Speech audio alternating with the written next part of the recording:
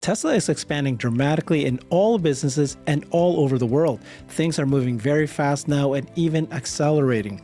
First, Tesla just now announced full self-driving has been approved in South Korea. FSD is now available in 7 regions: the US, Canada, China, Mexico, Puerto Rico, Australia, and New Zealand, and now South Korea, plus 8 more where it's being tested.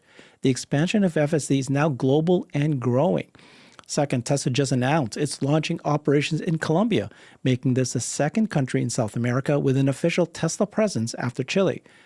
Third, Giga Shanghai announced the 5 millionth battery pack, and Elon Musk posted that the new Tesla Megapack factory in Houston is hiring like crazy. And finally, as we reported earlier this week, Tesla started clearing out a plot of land near Giga Texas campus, soon to be the home of $10 million per year Tesla Optimus bot production factory.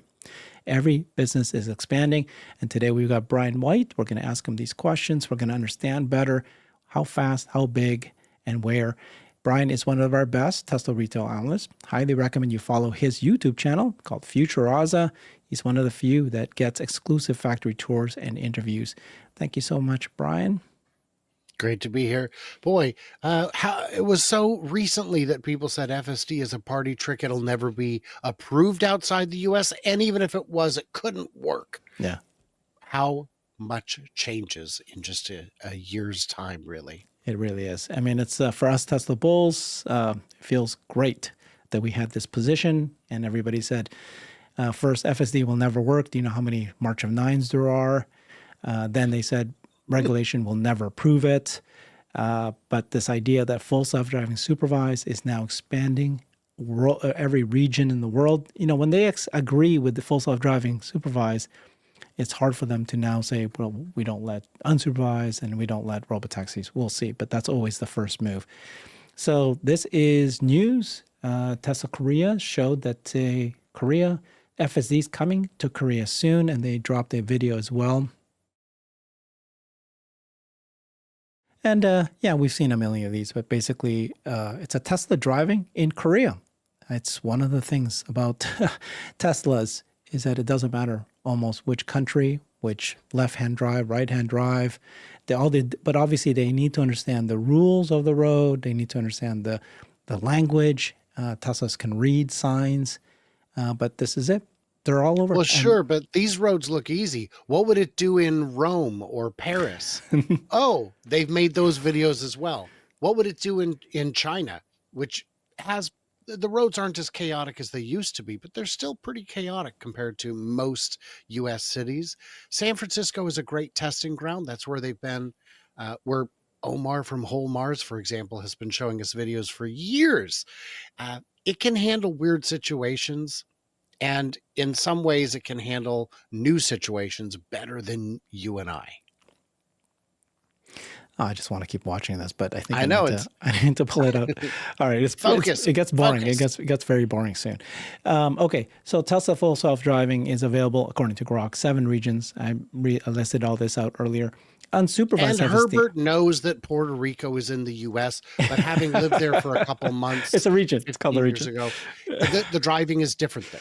Yeah, and unsupervised FSD remains unavailable. Okay, so that's just to be clear. But supervised FSD is all these places.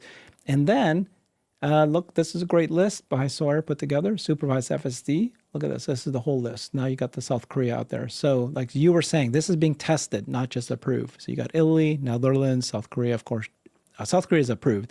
Japan, Spain, UK, Germany, France, and all these we've already listed out. So it's a lot of countries, very different rules, different languages. Some of them are left-hand drive like Australia and others. And Japan, I think they're about to announce that they're going to approve FSD there as well, because Tesla Japan has been hiring people, vehicle operators, test drivers, and FSD testing is said to have been conducted. This job posting is related to FSD. So it's happening. It's happening around the world. It's happening fast. Is this on pace that you expected? Is it faster? Multiple countries? I didn't have an expectation because it's impossible to know the regulations in 100 different countries. So no, to me, it's, I don't know, I guess I would say on pace, but what percentage of the world does this already cover? The US, 300 plus million, China, another 1.3 billion. Right there, you're coming up on a quarter of the world's population. It's a lot of the Earth that's already got some approval, with a lot more getting testing. And if it's approved in a place like Italy or the Netherlands, the rest of Europe is more likely to follow. So this is the other thing to remember is, as it's approved in these countries, the take rate will go up. I wouldn't buy FSD. I wouldn't rent FSD. I couldn't if I lived in a country where it's not approved, but I certainly wouldn't buy it. You don't know if you're ever going to get it, not because it's not good enough, but because your country said so. And that's crazy. Once it becomes available, people get the opportunity to start buying it as shareholders. I saw a gentleman on Reddit. Don't ask why I'm there. It's my own punishment, I suppose. Was saying, I can't believe how, the company is losing sales and you guys still think it's more valuable. I said, compared to 2 years ago, revenue is up $5 billion. And he's like, yeah, but sales are down. You're kidding yourself. If sales are down, where did the extra 5 billion come from? It came from energy. It came from autonomy. It came from all these other things that are part of the business. Dollars are still dollars. I don't care where you got them, as long as you got them legally, of course. But it is, especially when it comes to the energy and autonomy, it is a money printing machine. I've said it before. If you look at the square footage of the Lathrop battery, the Megafactory, they make $5 million a day in profit.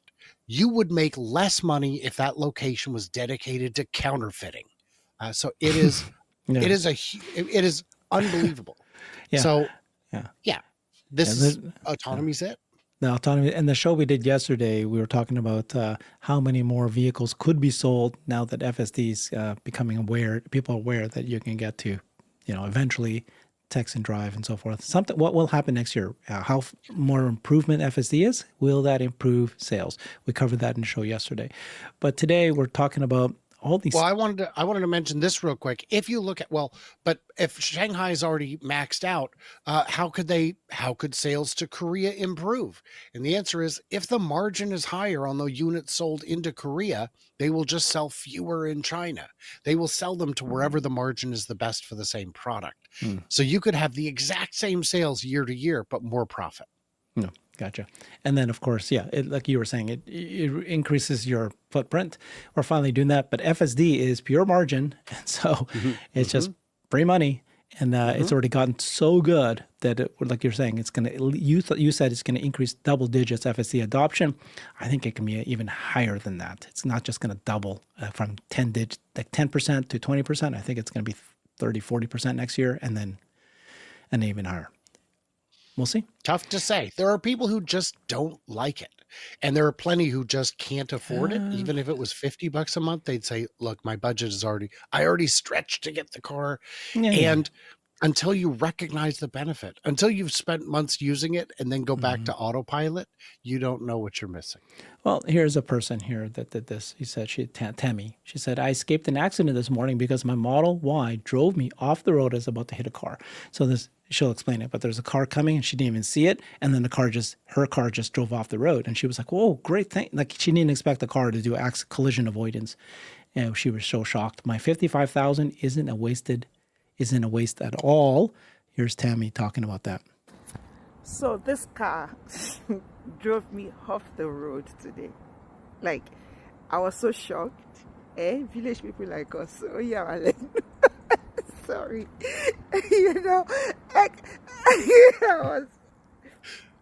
Like there was a car at like my blind spot and I didn't see the car.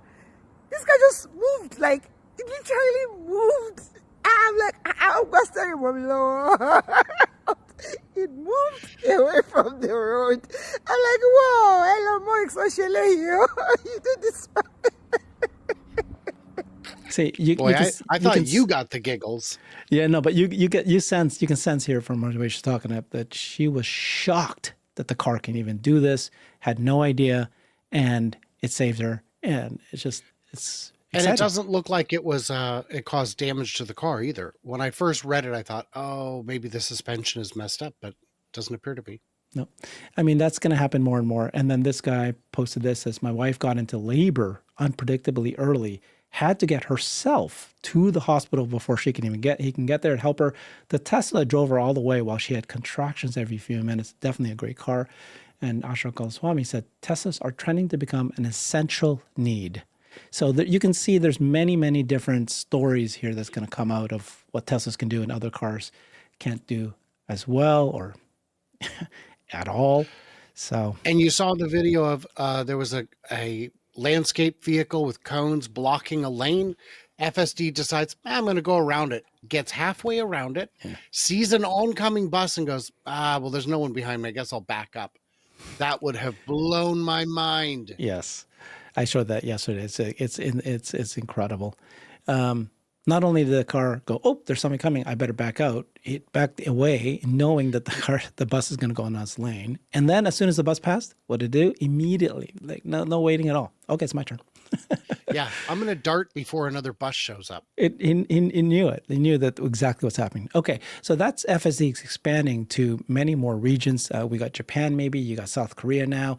I think we're going to see more. We knew that China. Elon said that China is going to get a full approval, the first quarter of next year, and then he's hoping that in Europe it'll be sometime next year as well. But he's asking everybody to sign a petition. There's a petition going around to basically push the regulators faster than normal.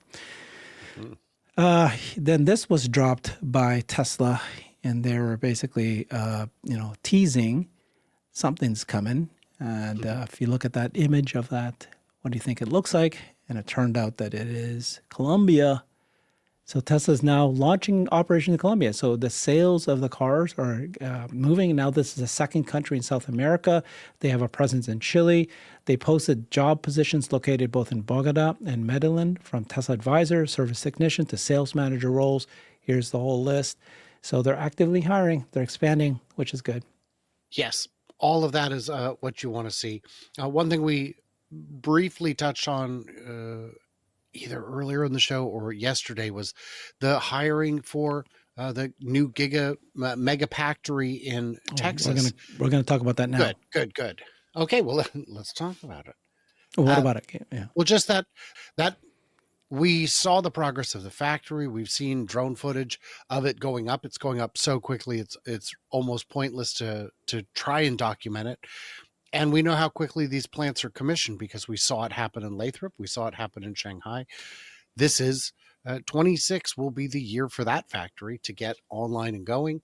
We know they're getting batteries from LG and probably also Samsung. They've signed deals with both of them in the multi-billions. This is a huge product with a huge margin. And even though they keep cutting the price, the profit's still there. The wait list is endless. And it's helping smooth and save the grid. That's exactly it. That's the next story. Megapack factory. Every business is growing, scaling now. It's just, they figured out how to do, plant 1, plant 2, and then they're just scaling now. So this is Giga Shanghai. They had just announced that they've launched they rolled off their 5 millionth battery pack. So this is it's a celebration that they have 5 million. And when I saw that, my first thought was, wait, what? That can't be right. And then I sat and did the math. I was like, yeah, I guess that is right. That is amazing. They're doing great work. That's, I guess, what a battery pack looks like.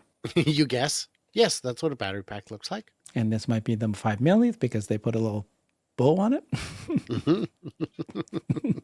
I'm really good, eh? Am I good? Am I a sleuth here? The best. And I don't know. They're all wearing shirts that says 500. I assume that symbol means million. If you go back one picture, this is a little bit off topic, but I was talking with a cybercab engineer at the shareholder meeting, and I asked what his job is. And one of the things he does is takes the CAD, takes the build, and then has to harmonize them. And I said, can you give me an example of something that looked good in the CAD but didn't work? And what he said is, you see those hoses going around the edge? There's always hoses and wires around. And he said there was one of the examples was we had some hardware that where it was placed would have resulted in additional wear and a potential failure within the life of the vehicle. If you're Ford or GM, you're still going to just build it. That's maybe failure within the life of the vehicle. That's not my problem.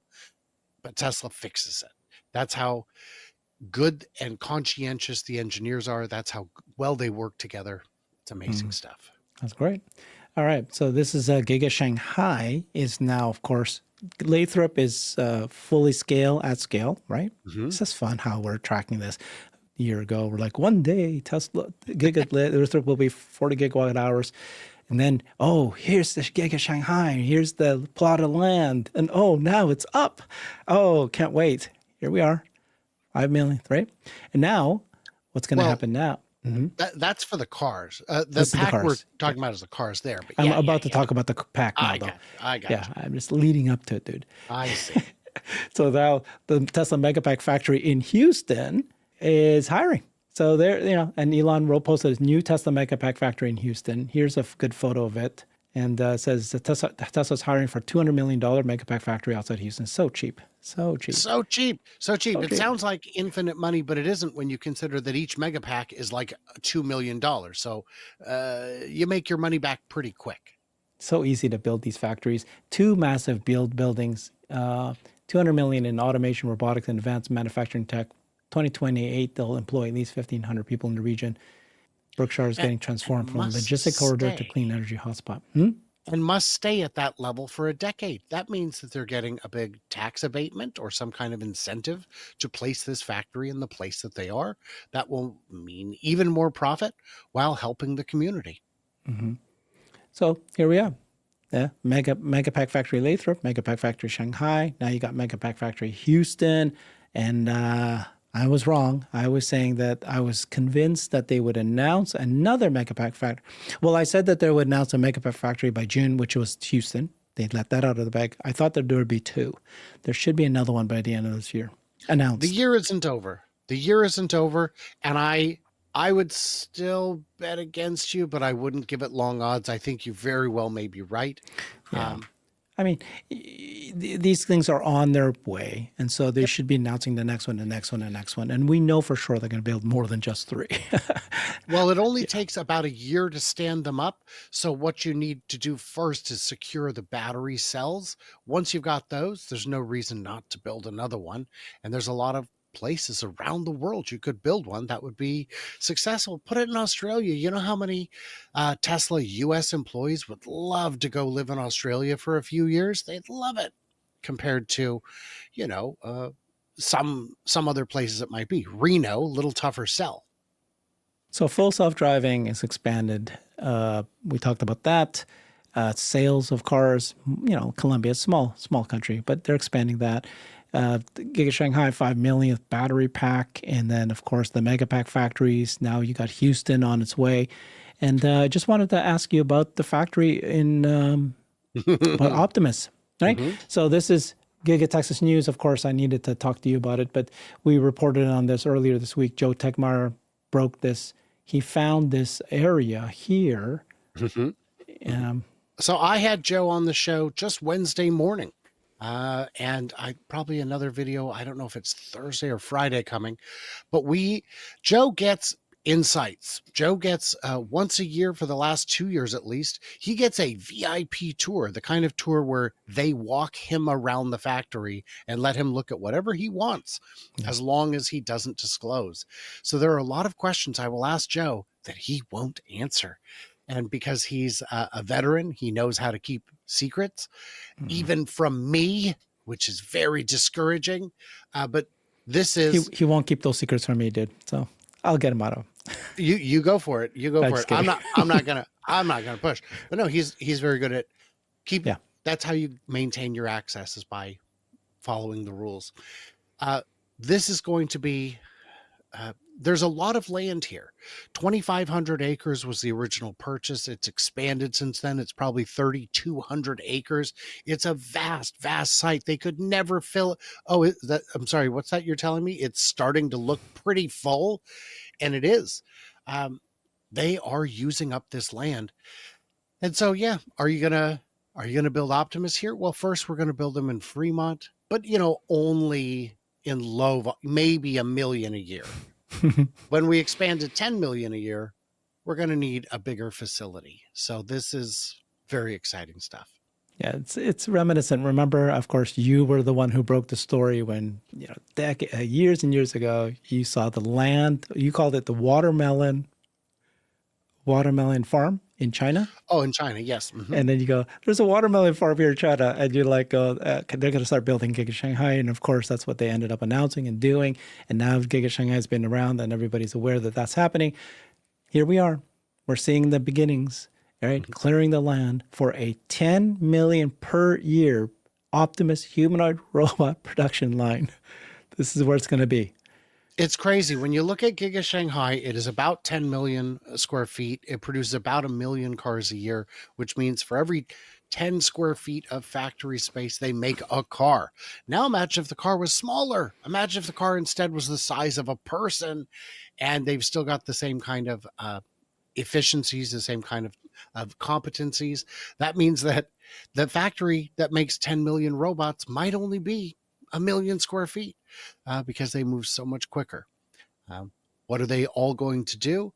Well, I mean, obviously dance. They're going to dance, Herbert. That's what it is. Yeah. We know they can do it. We've seen that's the demo. It was hiding in plain sight, just dancing all the time. People will pay for bots dancing, right? $5 per show. This is getting into a different category. But the reality is, you look at Unitree. That bot has no purpose except to draw people into your booth at the trade show. Especially when they're this tiny. Yeah, they're like 3 feet tall regard, because, Well, now I feel attacked. But in that regard, there are, it does its job. It doesn't matter if it's $5,000, $10,000. If its job is to bring people into the booth and it does it, it works. That's a limited use case. I think having hands to do tasks will make it more valuable for Optimus. This is great. Okay, so I mean, what we're trying to cover today is Tesla is expanding dramatically all businesses all over the world. Things are going. Every part of the business we covered here a little bit. Was there any business here that I haven't talked about yet that is growing as well? Semi, I guess I didn't talk about that. We know that factory is there. Yeah, we didn't really talk about Semi. Semi's coming along great. I do almost every week I cover it a bit. And this week, insanely enough, the factory has more to report on than ever. That video is coming out, I don't know, maybe tomorrow.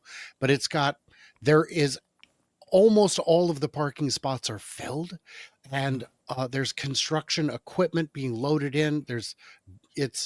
It is busier than ever. So I am confident, the first half of next year, we're going to see mass production. What else? Well, what other things? What other things? The LFP factory is down the street from it. It's quite busy. And it is, I don't know how many they've produced so far, but it's secondhand equipment from CATL. It'll work. CATL helped install it, but it's only going to produce 10 gigawatt hours of stationary storage cells, while in the US, we're going to be consuming 90. So it's helpful, but not enough. What about lithium refinery plant? That's another crazy idea that this Tesla decided to get into business in, and it's up, right? It is up. It is in test production. And I had an opportunity to talk with Joe Tegmeyer about that as well. I've got a video coming up about that, I think, on Saturday, because he has not just been there in the sky. He's been there on the ground. They invited him in to show him some of the magic. And they are using a process that is different. That uses. So it's already running. It's running. It's just not running at full speed. Yeah. And once it is at full speed, they will double the capacity by putting in just a second building like the first building next to the first. So and it's that lithium is just going to go up the road to Texas for Giga Texas for use in the 4680s, which we now have heard will be not just in Cybertruck but also Cybercab, Optimus, and Semi. Yeah, let's talk about that. We can't leave without asking you about Cybercab production. He said that it's going to launch in April. What else do you know about it? I know you went in and saw the factory tour. What can you share with us? I think we have just a few more minutes here. Well, a lot of it I shared on the live stream that you did from the shareholder meeting. We learned some more about the wiring harness. It is going to be 48 volt. It is going to be steer by wire. And based on what I was able to visually observe, it will be brake by wire as well. Those were all critical components of the unbox process. So all of that is happening just fine. There have been some subtle changes to the design for ergonomics and repairability. They've been crash testing them. They've crash tested at least 8 or 10 of them. Some of those may have been not just for the sake of the test, but then to test repairability as well, because Tesla is not making and selling these cars. Tesla plans to also own these cars. So the experience of ownership must be affordable, practical, easy, and good, or they're just going to paint themselves into a corner. So the Cybercab is still, I think miracle is a strong word, but it's pretty close to a miracle product. And they confirmed that it's going to launch, first production will start in April. Mm-hmm. So we're talking like 5 months. First scale production. I expect to see them on the road in Austin in use before that for testing and validation before the line gets so close. So close. It's great. I love it. I love where we, an idea that we track one day.